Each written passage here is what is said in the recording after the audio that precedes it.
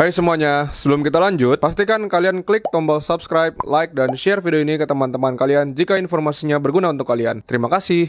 Untuk membahas masalah-masalah yang selalu kita hadapi di akuarium laut. Ada beberapa hal yang akan gua bahas sepengalaman gua dengan melakukan hal-hal tersebut. Setiap yang gua lakukan itu salah. Yang berikutnya adalah,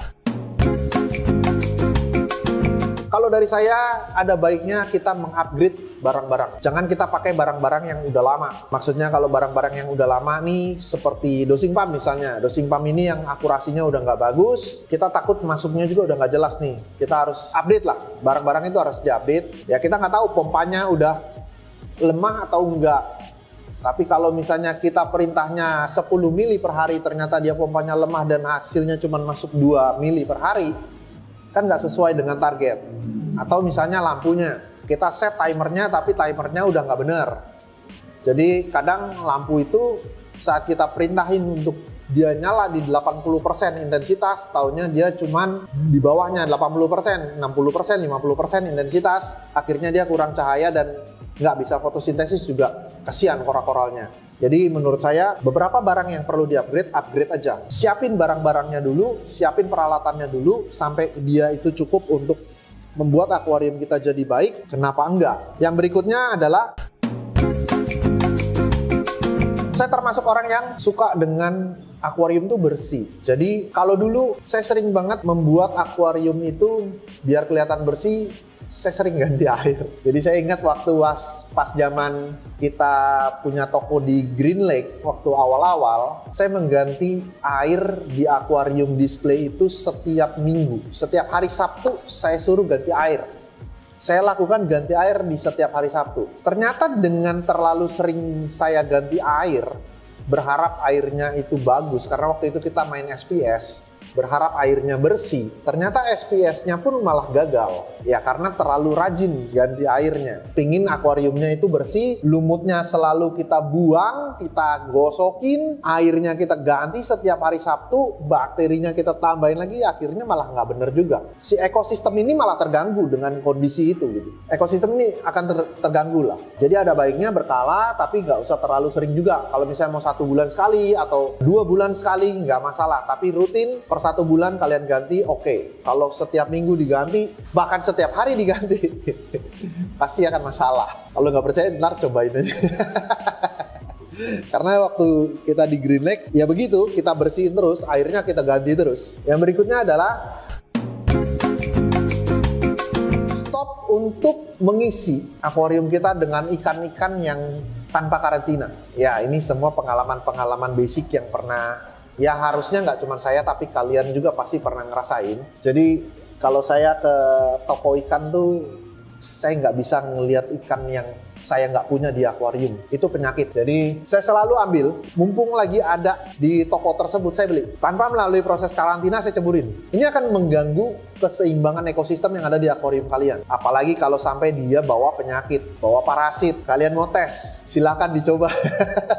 Jangan salahin saya, ini saya lagi ngasih tahu. Karena ada beberapa juga teman-teman pernah ngalamin juga, cerita-ceritanya sama lah. Dia udah bagus, ikannya udah sehat semua, terus dia masukin ikan yang nggak dikarantina, anaknya suruh beli ikan Nemo misalnya. Papa, mama, saya mau Nemo. Kira kita beliin, kita masukin di akuarium, kita pelihara. Dan satu akuarium ini ikannya kena penyakit dan mati. Jangan sampai itu terjadi di kalian, karena lumayan fatal. Karena parasit itu kalau udah masuk ke dalam main tank kita susah bersihinnya. Lebih baik mencegah daripada mengobati kan. Jadi jangan sampai ikan yang udah kita pelihara, bukan masalah uangnya, tapi ya rasa sayangnya itu udah nggak tergantikan. Kalau kita udah pelihara dia udah lama, kita udah punya historinya sama si ikan tersebut, kayak saya sama si Jack nih misalnya, sampai ada yang masukin sesuatu terus si Jacknya mati, habis dia.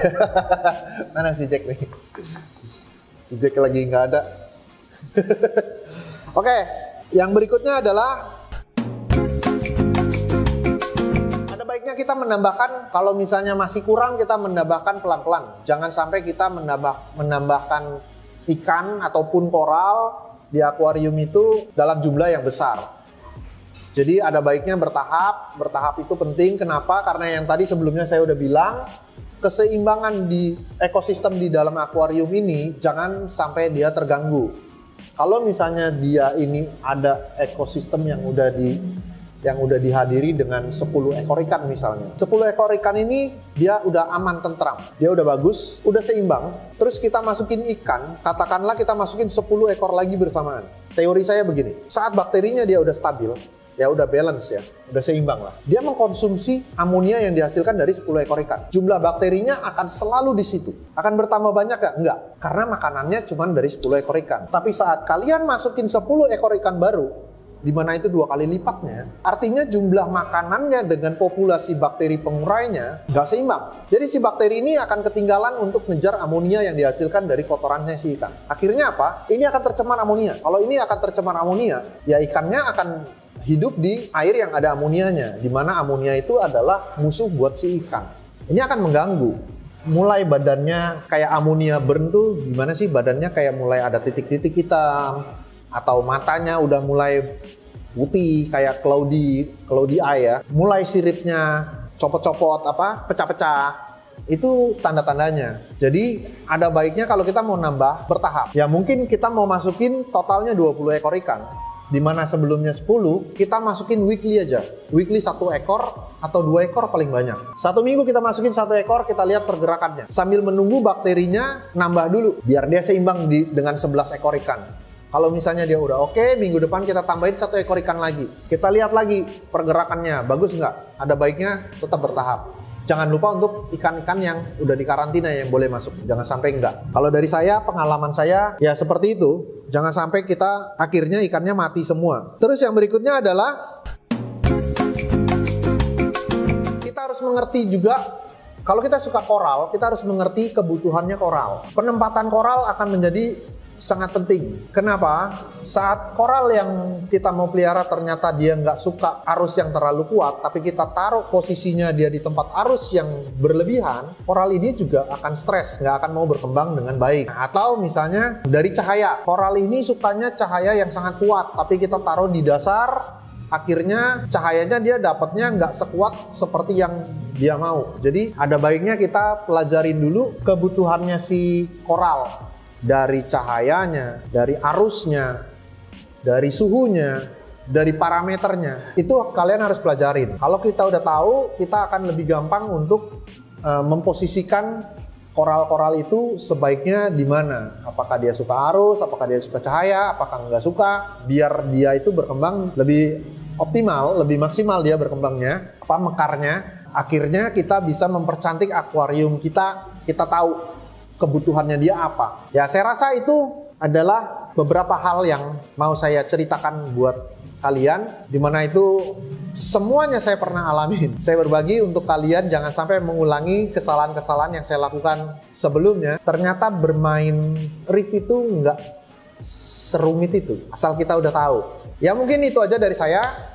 Mungkin kita akan bikin lagi video-video mengenai edukasi seperti yang biasa kita lakukan supaya kalian lebih gampang, karena dulu saya mencari informasi-informasi seperti ini sulit ya. Jadi saya pengen kasih informasi-informasi buat membantu, ya siapa tahu membantu kan.